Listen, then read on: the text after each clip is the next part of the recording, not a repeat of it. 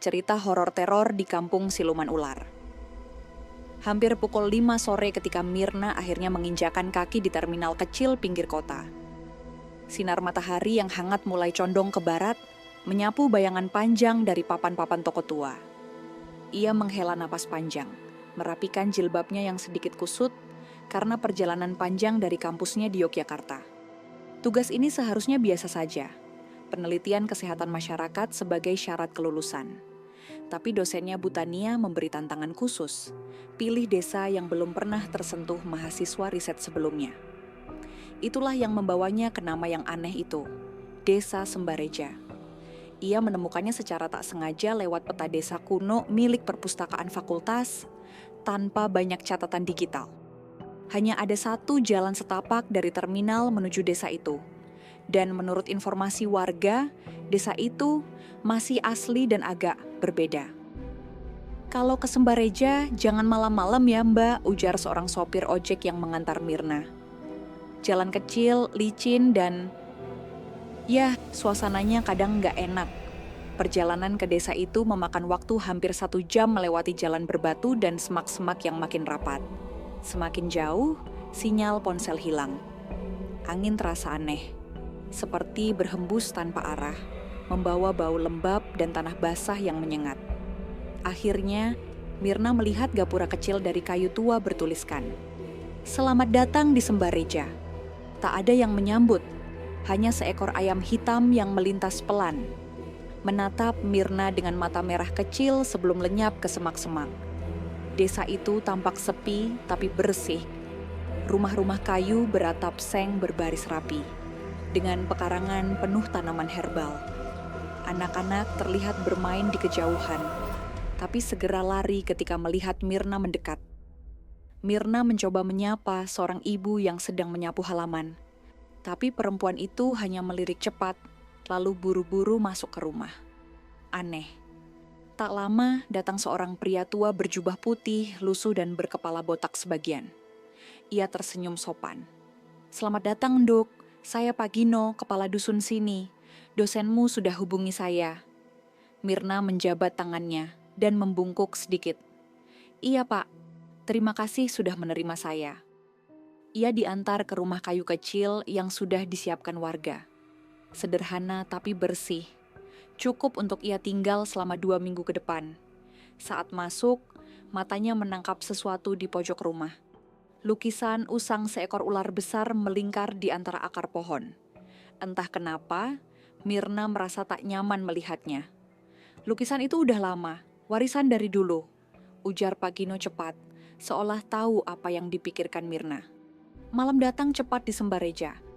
Tak ada suara motor, tak ada TV. Hanya suara jangkrik dan desiran angin yang terdengar lirih seperti bisikan. Saat sedang menulis di buku catatan, tiba-tiba lampu minyak berkedip. Angin masuk dari jendela yang sedikit terbuka, membawa aroma anyir seperti darah. Mirna menoleh.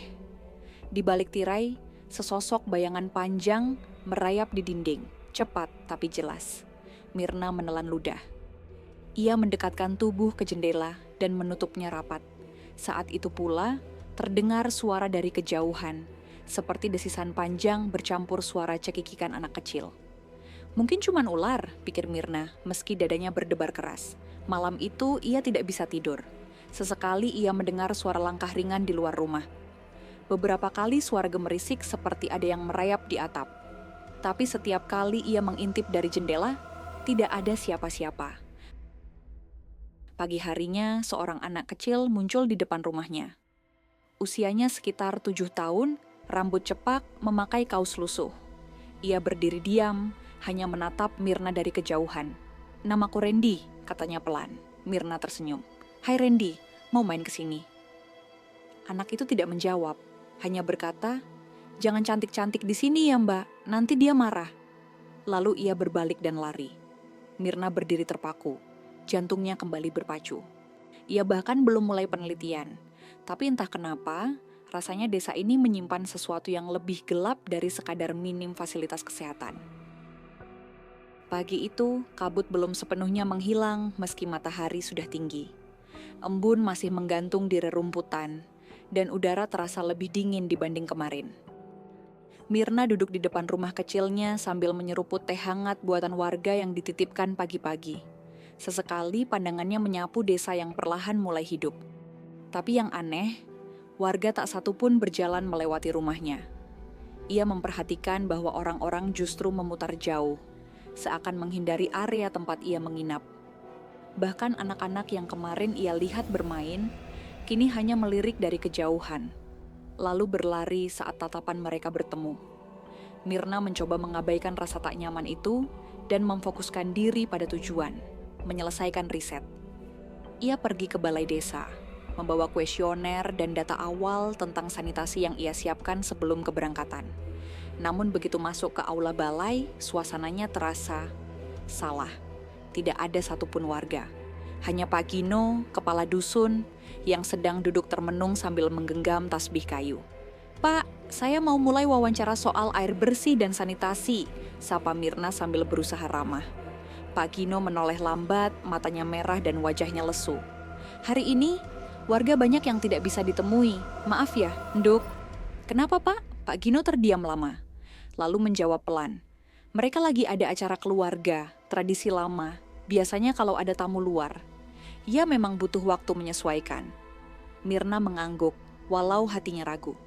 Ia memutuskan untuk berjalan sendiri keliling desa, mencatat data visual, kondisi MCK, dan sumur warga. Ia melewati beberapa rumah, dan sempat melihat sekelompok ibu-ibu di dapur terbuka. Tapi saat ia mendekat, suara mereka langsung terputus, dan semuanya menatapnya diam, wajah kaku tanpa senyum. Lalu satu persatu masuk ke dalam rumah. Diameter tatapan-tatapan kosong itu terus mengikuti Mirna sampai siang. Setelah lelah keliling, ia kembali ke rumah. Saat membuka pintu, jantungnya mencelos. Di depan rumah ada jejak lumpur, panjang dan berliku. Seperti ditinggalkan oleh sesuatu yang melata. Jejak itu berhenti persis di depan pintu, lalu hilang begitu saja. Tidak ada bekas balik arah. Seolah makhluk itu masuk. Mirna menatap sekitar, tidak ada siapa-siapa. Dengan hati-hati ia masuk, memeriksa satu persatu ruangan. Semuanya utuh, tidak ada yang hilang. Tapi saat melihat ke atas, ia melihat debu di langit-langit rumah berguguran. Seperti ada sesuatu berat baru saja merayap di sana. Malamnya, kejadian lebih aneh terjadi. Sekitar pukul 1 dini hari, Mirna terbangun karena suara. Suara desisan panjang dan berulang, seperti ular merayap di dekat telinganya. Tapi ketika ia bangkit, tidak ada siapapun. Ia duduk di ranjang, memandang ke arah jendela. Tirai bergerak pelan, terbawa angin. Kemudian, dari arah pojok ruangan, terdengar cekikikan kecil.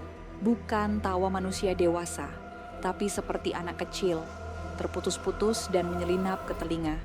Dengan bunyi yang terlalu dekat, Mirna bangkit, meraih senter, dan menyorot ke arah suara.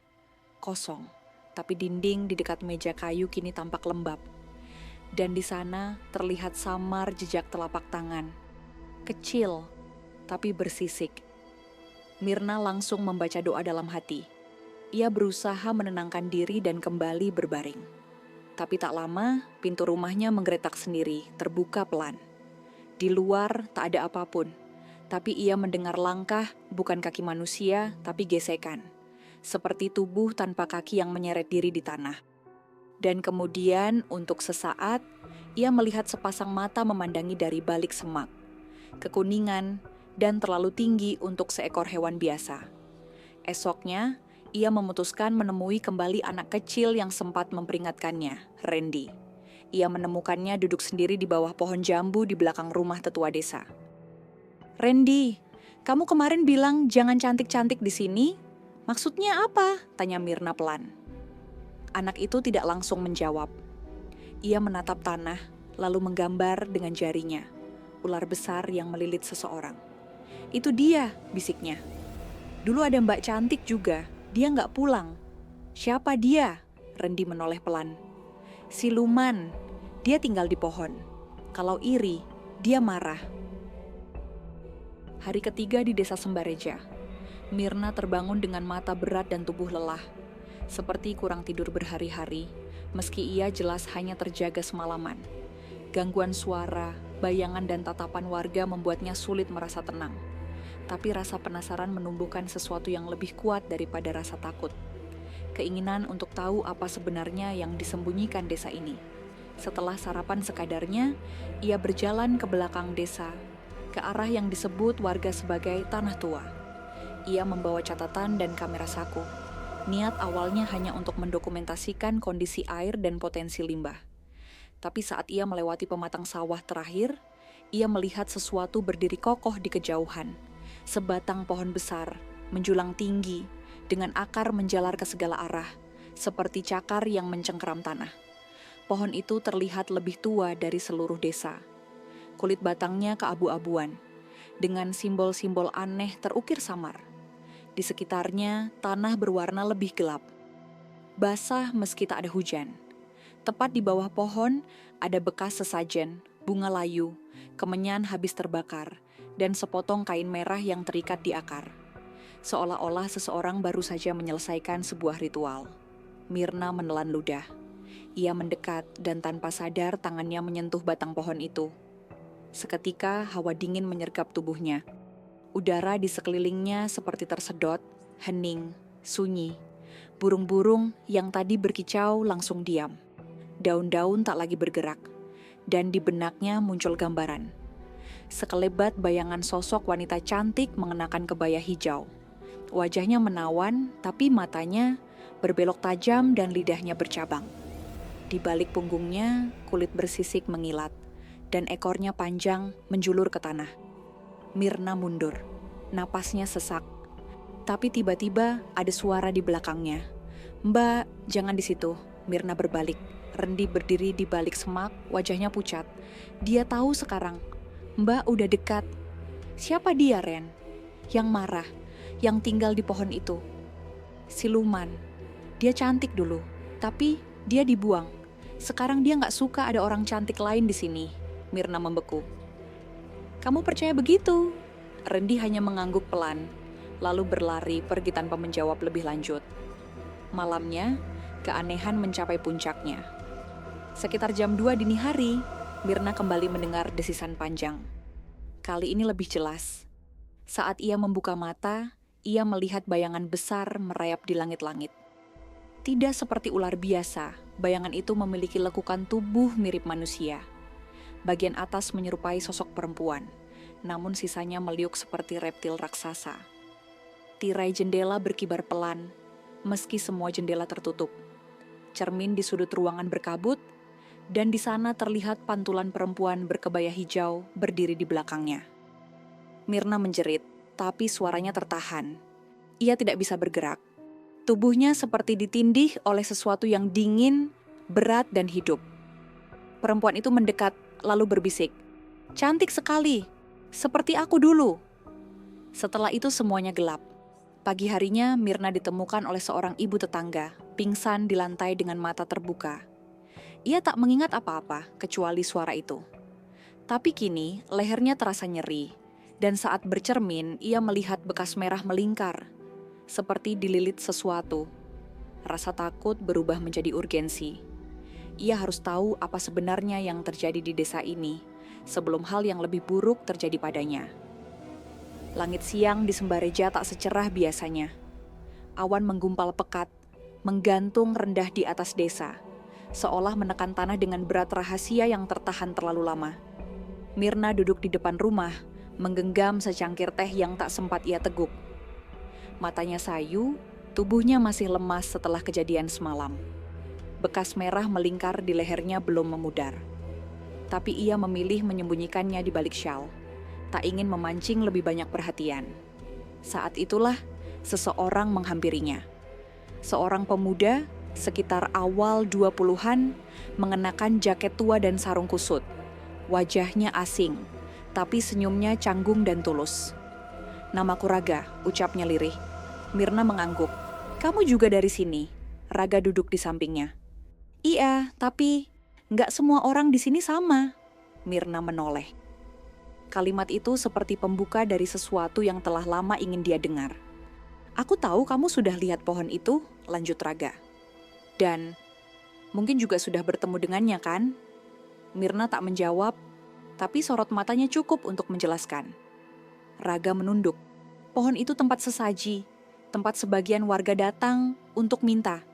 Kekayaan, cantik, umur panjang. Tapi bukan cuma minta, mereka memberi juga janji, persembahan. Maksudmu? Tanya Mirna pelan. Kadang ayam, kadang darah, kadang orang. Mirna membeku. Siluman itu dulu katanya wanita cantik dari kerajaan lama. Ia dihukum karena membuat raja jatuh cinta padanya. Padahal ia cuma selir, dibuang ke hutan. Tapi dia menolak mati. Ia bersatu dengan ular penjaga pohon dan berubah. Jadi makhluk itu. Mirna memejamkan mata, berusaha menolak rasa ngeri yang merambat perlahan. Setiap beberapa tahun, lanjut Raga, dia pilih siapa yang dia mau. Biasanya bukan warga sini, selalu orang luar.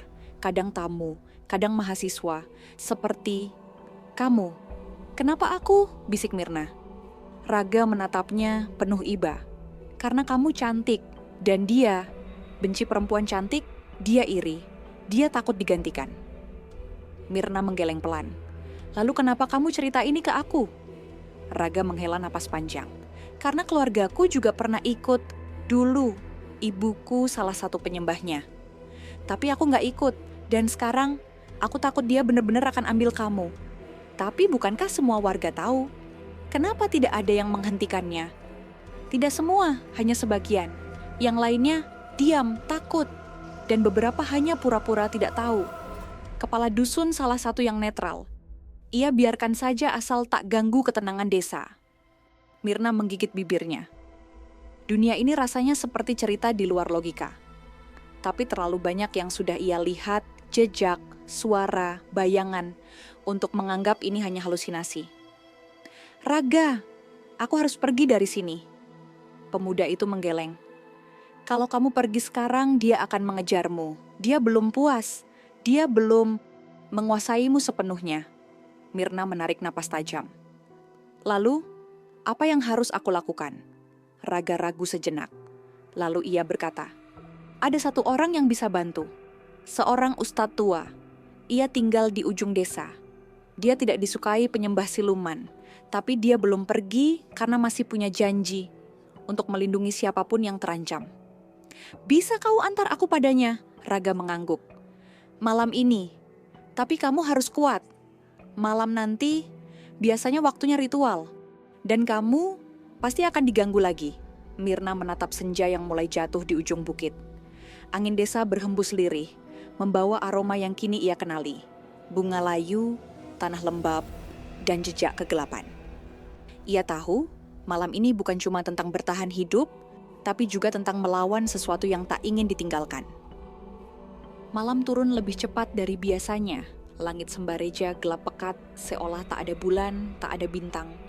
Hanya hembusan angin kering yang melolong di antara celah rumah-rumah kayu, menyusup ke dinding dan jendela seperti bisikan rahasia. Mirna duduk di kursi rotan tua di dalam rumahnya. Jantungnya berdetak cepat sejak Raga pamit sore tadi, menjanjikan akan menjemputnya setelah Isya. Di tangan Mirna, selembar kertas berisi doa-doa perlindungan dari ibunya di rumah. Ia baca berulang-ulang, seolah setiap hurufnya adalah perisai. Pukul 8:12. Ketukan pelan terdengar di pintu. Mirna melirik, ragu, tapi suara dari luar menenangkan. Mirna, ini aku Raga. Ia membuka pintu. Wajah Raga tegang, matanya waspada. Ayo cepat, Ustadz Manaf sedang menunggu. Mereka berjalan cepat menyusuri jalan setapak gelap yang menurun ke arah hutan kecil di ujung timur desa. Lampu minyak kecil di tangan Raga nyaris tak bisa menembus kabut malam yang menggantung rendah. Suara-suara aneh mulai terdengar dari balik semak, desis halus, suara langkah lembut, dan cekikikan pelan dari arah yang tidak terlihat. Mirna menggenggam tangannya lebih erat. Beberapa menit kemudian mereka tiba di sebuah rumah kayu kecil yang hampir tertutup pepohonan. Di depannya berdiri seorang pria tua dengan sorban lusuh, janggut putih, dan mata yang dalam. Ia tampak kurus, tapi auranya kuat. Wajahnya tenang, seperti sudah menatap kegelapan berkali-kali. "Assalamualaikum, masuklah," ucapnya. Mirna duduk di tengah ruangan, sementara Ustadz Manaf menyiapkan air putih dan mulai membaca ayat-ayat pelindung. Raga duduk di dekat pintu, berjaga. Baru beberapa menit zikir dimulai, Mirna tiba-tiba gemetar. Tangan dan kakinya kaku. Matanya terbuka lebar tapi kosong. Dari mulutnya keluar suara pelan, bukan suara Mirna. Berat, mendesis. Cantik, manis. "Tubuhmu, tubuhku." Tubuh Mirna kejang, lalu terlempar ke belakang. Ia jatuh, lalu merayap di lantai seperti tidak punya tulang, seperti ular. Raga refleks bangkit, tapi Ustadz Manaf menahan. "Diam, jangan ganggu. Dia belum sepenuhnya masuk." Mirna tertawa pelan, namun bukan tawa bahagia. Itu tawa makhluk yang meniru emosi manusia, dingin, menakutkan. "Dia tidak boleh pergi, dia milik kami, milikku." Ustadz Manaf mulai membaca lebih keras. Ayat demi ayat menggema di ruangan sempit itu, seperti suara petir di tengah malam. Tapi suara Mirna, atau yang merasukinya, juga makin keras. Seluruh tubuhnya bergetar hebat. Tiba-tiba, lampu minyak padam sendiri. Ruangan gelap total. Suara zikir Ustadz tak berhenti, tapi kini bersaing dengan suara makhluk itu. Desisan panjang, jeritan, dan suara tangis bercampur. Suasana kacau. Dalam kegelapan, Mirna membuka mata. Ia tak lagi berada di rumah kayu. Di hadapannya terbentang padang kabut, dan dari tengah kabut muncul sosok perempuan berkebaya hijau. Mata kuning menyala, dan tubuh bagian bawah ular sebesar batang pohon. "Aku dulu seperti kamu," ucapnya. "Cantik, dicintai. Tapi mereka membuangku, membakarku, menguburku hidup-hidup." Mirna berusaha bergerak, tapi kakinya seperti menancap di tanah. Siluman itu mendekat, lidahnya menjulur, menjilat pipi Mirna. "Sekarang, aku ingin hidup di dalammu. Lewat kamu, aku bisa kembali." Dalam dunia nyata, tubuh Mirna mendesis keras. Lehernya memutar tak wajar, dan kulit di sekitar tangannya tampak berubah, bersisik, dingin, mengilat. Ustadz Manaf menggenggam tasbihnya kuat. Ia berteriak, "Kalau engkau benar makhluk dari zaman dulu, kembalilah ke tempatmu, jangan ganggu yang bukan hakmu." Air doa yang sudah dibacakan dituangkan ke kepala Mirna. Jeritan menggema, bukan suara manusia. Lalu, hening. Mirna terbaring lemas, matanya menutup, nafasnya tersengal. Tapi ia sadar, perlahan ia menangis. Ustadz Manaf mengusap dahinya. "Kamu belum sepenuhnya lepas, tapi malam ini kamu bertahan. Insya Allah, kalau dia lemah, dia akan menunjukkan wujudnya." Dan malam itu, jauh di tengah hutan, terdengar suara jeritan panjang. Suara ular yang sekarat. Subuh belum tiba. Desa Sembareja masih terlelap dalam gelap dan sunyi. Tapi di dalam rumah kecil Ustadz Manaf, udara seperti terbakar. Mirna berbaring lemah di lantai bambu. Tubuhnya masih gemetar meski kerasukan semalam telah mereda. Ia tidur, tapi tidak tenang. Keringat dingin membasahi pelipisnya. Ia bermimpi. Tapi ini bukan mimpi biasa. Dalam mimpi itu, ia berdiri di sebuah padang tandus berwarna kelabu. Tidak ada langit, tidak ada tanah, hanya kabut pekat yang menggulung. Angin tak berhembus, waktu terasa beku. Dan dari tengah kabut terdengar suara desisan lembut memanggil. "Mirna." Ia menoleh. Dari balik kabut, muncul sosok perempuan berkebaya hijau itu lagi. Namun kini tubuhnya penuh luka bakar. Kulitnya melepuh dan matanya meneteskan darah hitam. Tapi tubuh bagian bawahnya masih seekor ular raksasa, bersisik keemasan, melilit dirinya sendiri. "Kamu menolakku, padahal aku hanya ingin hidup kembali. Melalui kamu," bisiknya. Mirna mundur. "Aku bukan kamu, aku bukan wadahmu." Siluman itu tertawa, tapi tawa itu berubah menjadi erangan nyeri. Setiap kata doa yang dibacakan Ustadz di dunia nyata, seperti membakar tubuhnya di dunia mimpi. "Kenapa kamu yang terpilih? Aku, dulu secantik kamu. Tapi mereka sirik padaku. Mereka fitnah aku. Mereka kubur aku hidup-hidup." Dari tanah kabut, Muncul bayangan-bayangan manusia yang membawa obor, mengelilingi siluman itu saat masih manusia. Mereka berteriak-teriak, menghakiminya sebelum tubuh wanita itu dilempar ke dalam lubang, lalu ditutup tanah. Aku tidak ingin mati, aku bersatu dengan ular pohon. Sekarang, aku abadi. Tapi tubuhku busuk, aku butuh tubuh baru. Dan kamu yang paling cocok. Siluman itu membuka mulutnya lebar-lebar. Lidah bercabangnya menjulur, mencoba menjilat wajah Myrna. Dalam sekejap, kabut berubah jadi rimba liar. Dengan akar menjalar kemana-mana, Myrna terperangkap, terbelit akar yang hidup dan berdesis. Berikan aku tempat, biarkan aku masuk, aku ingin hidup. Myrna menutup mata. Suara Ustadz mulai terdengar samar, menyusup ke dalam mimpi. Ia menggenggam kalung kecil pemberian ibunya, yang entah bagaimana muncul di genggamannya di dunia mimpi ini. Ia membaca doa dalam hati, sekali, 2 kali, 3 kali. Tiba-tiba cahaya putih muncul dari tanah.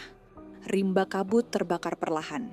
Siluman itu menjerit, tubuhnya terbelah, dan sisiknya meleleh seperti lilin. Bayangannya berusaha merayap ke arah Myrna, tapi tak sanggup menembus cahaya itu. Kau bukan aku, dan aku bukan kamu, teriak Myrna dari dalam kesadarannya. Cahaya semakin terang, dan saat itu juga ia terbangun.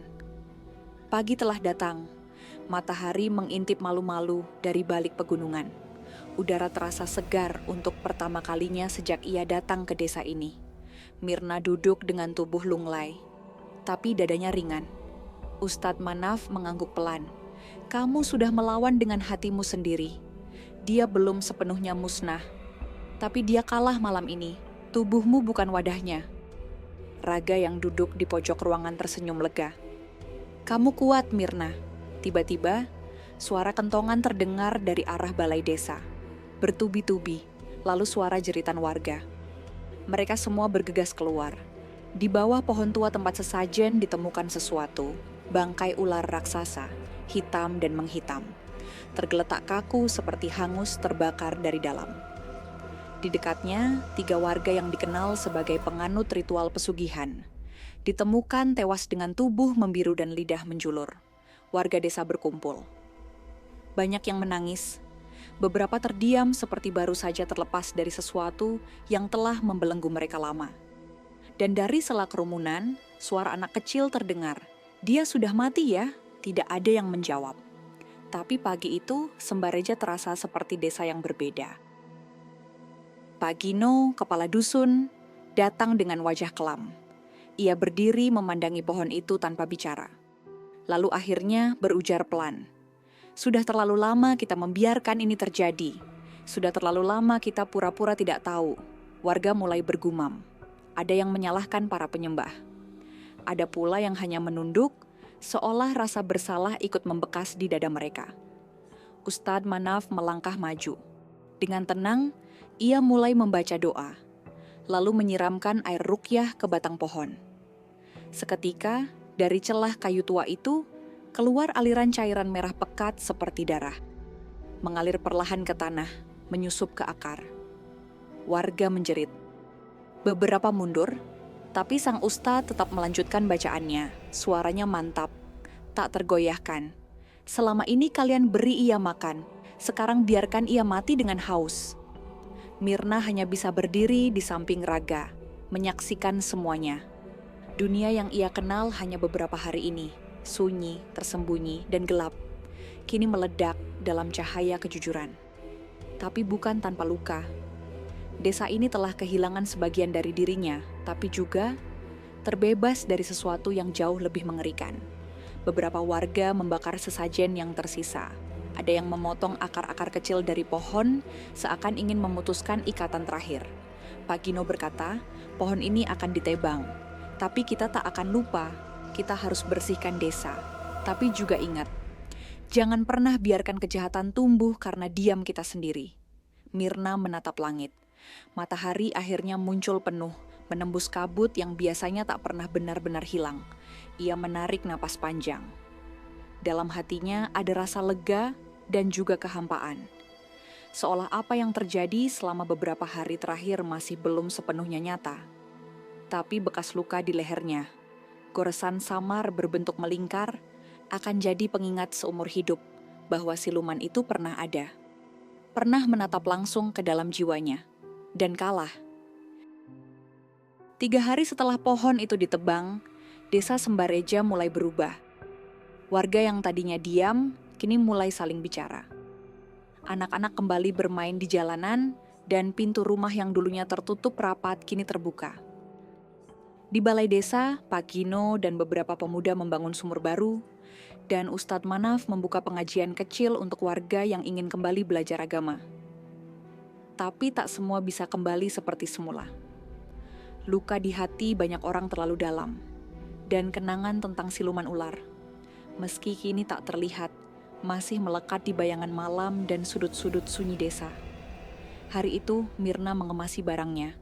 Ia hanya membawa satu tas kecil, selebihnya ia tinggalkan, termasuk sebagian besar catatan risetnya. Ia merasa cerita ini bukan untuk laporan ilmiah, bukan untuk dibukukan, tapi untuk dijaga, disimpan. Ustadz Manaf mengantar hingga batas desa. Raga ikut berjalan bersama mereka, membawa botol air dan sedikit bekal. Sesekali ia melirik ke arah Mirna, lalu tersenyum, meski raut wajahnya masih menyimpan kekhawatiran. "Kamu yakin gak mau istirahat dulu seminggu di sini?" tanya Raga pelan. Mirna menggeleng. "Aku ingin cepat kembali, banyak yang harus kupikirkan." Mereka berhenti di bawah gapura tua bertuliskan, "Selamat jalan Desa Sembareja." Tulisan itu kini sudah mulai pudar, dan beberapa warga mulai berbicara soal menggantinya. Sebelum berpisah, Ustadz Manaf menatap Mirna dalam-dalam. "Kamu sudah menyelamatkan bukan hanya dirimu, tapi juga desa ini, Nak." Mirna tersenyum, lelah tapi tulus. "Saya nggak berbuat banyak, Pak Ustadz. Saya cuma bertahan. Itu sudah lebih dari cukup." Raga menyerahkan sebuah buku kecil bersampul coklat tua. "Ini kumpulan catatan lama tentang pohon itu, dari almarhum kakekku. Mungkin kamu butuh atau ingin simpan." Mirna menerima dengan hati-hati. Ia tidak berani membacanya sekarang, tapi ia tahu suatu saat akan membuka halaman-halamannya. Setelah berpamitan, ia berjalan menuju jalan setapak keluar desa. Sinar matahari pagi mengiringinya, tapi entah kenapa, bayangan tubuhnya terasa lebih panjang dari biasanya. Mungkin karena masih lelah, atau karena sesuatu masih mengikuti dari kejauhan. Saat ia menoleh untuk terakhir kalinya di kejauhan, ia melihat seorang perempuan berpakaian kebaya hijau berdiri di antara pepohonan jauh di belakang. Tapi saat ia berkedip, sosok itu sudah hilang. Di perjalanan pulang dengan bus tua yang melintasi perbukitan, Mirna menatap keluar jendela. Ia menulis satu kalimat di buku catatannya, halaman terakhir. Tidak semua yang tak tercatat di peta berarti tak pernah ada. Dan tidak semua yang hilang berarti benar-benar mati.